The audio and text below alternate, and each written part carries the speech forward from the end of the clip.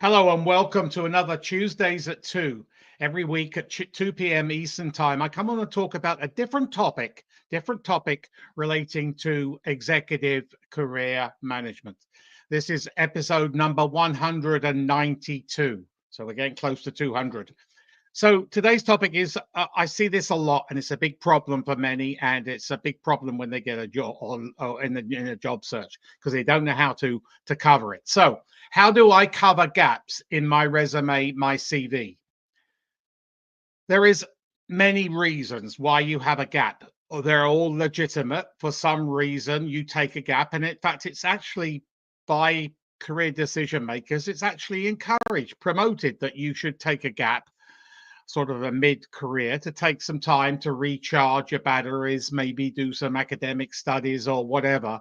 So it's not a hindrance to your career, but you need to show it why you took that time off. So there are many legitimate reasons. So I actively encourage people to be open, be honest. That's what we're in. Well, hopefully, we're in an honest and open world, and you need to be open with the career decision makers at the other end. Because if you do have a gap and they're on your dates and there's no fill in there, reason why you took that gap, that is a huge doubt maker. That turns maybe your potential candidacy into a not candidacy. So you might be put out of the talent pool.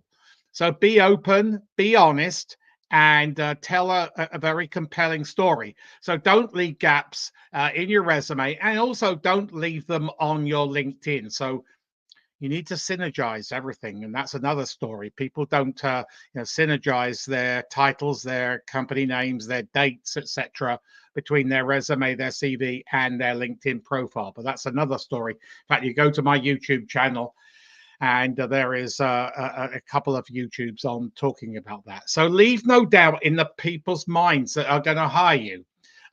You need to, because otherwise it'll be a negative and it will send really bad vibes, and you'll probably miss out. So be open, be honest. That's all I'm asking. It's there's a reason. So it could be a personal sabbatical. You took time off to recharge, to travel, a personal slash travel sabbatical. And where did you go?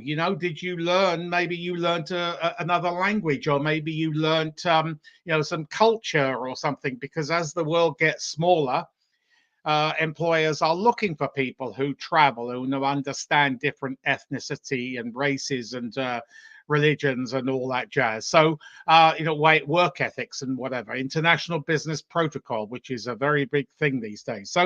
So it could be a personal sabbatical. It could be that you've taken time off to go back to university to do a degree, whether it be a graduate, undergraduate, or even a doctorate, or some other diploma or some other designation, and you decided to have you couldn't do work and take a degree, so you decided to take what's called an academic sabbatical. But tell them what you did, and what which university you went to, and when you graduated, and what was the title of the degree, and if you took a dissertation, or you did a capstone project, you need to talk about that. Or if you did international modules, if it's an EMBA, you need to talk about that.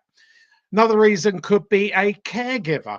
Many people take time off to caregive for elderly parents or their spouse who's going through some health issues, or even their kids. I mean, I had a kid that I took some time off when who went to sick kids a lot in Toronto, and I took some time off. So I would show that as a caregiver to my son. So you need to talk about that. Caregiving is a big thing. People do take time, because it can be a full-time job, and your parents might live in a different country, in which case you had to relocate for a little while to look after them, or see them in and out of hospital, or anything else like that. And then estate trustee. I've had quite a few clients where they've been appointed the estate trustee, and it's not an easy trustee to sort out, estate to sort out. So, it could be multiple homes, multiple countries, or whatever. So, that could be in itself a full-time job. So talk about that. And that, it's intriguing also when you get called to the interview. It can also be a maternity leave for women. They take time off to give birth and nurture their kids for the first few months or a year or whatever.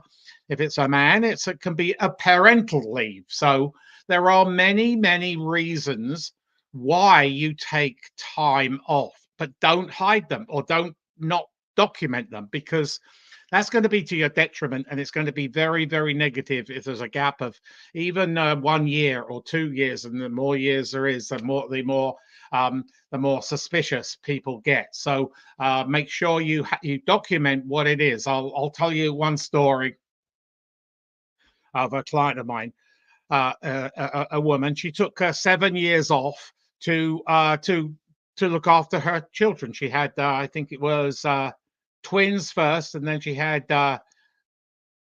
she had twins, and then she had a baby, and then another set of twins. So 5 kids. So she took 7 years off to look after them.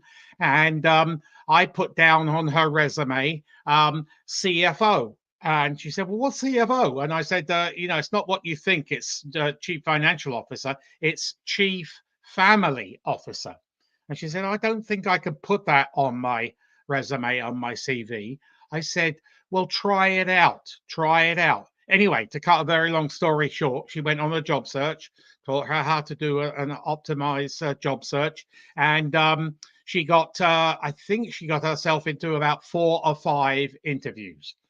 So 4 or 5 job offers, sorry, not just interviews, but job offers. So, a chief family officer, that's what she was. She looked after the family while her husband was working full time. So don't be frightened. Don't hide it. There's a reason why you took some time off. There's a gap in your career, and it's perfectly acceptable, but document it, show it, be proud of it.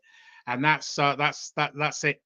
You need to be, don't leave any room for doubt in the hiring authorities' minds.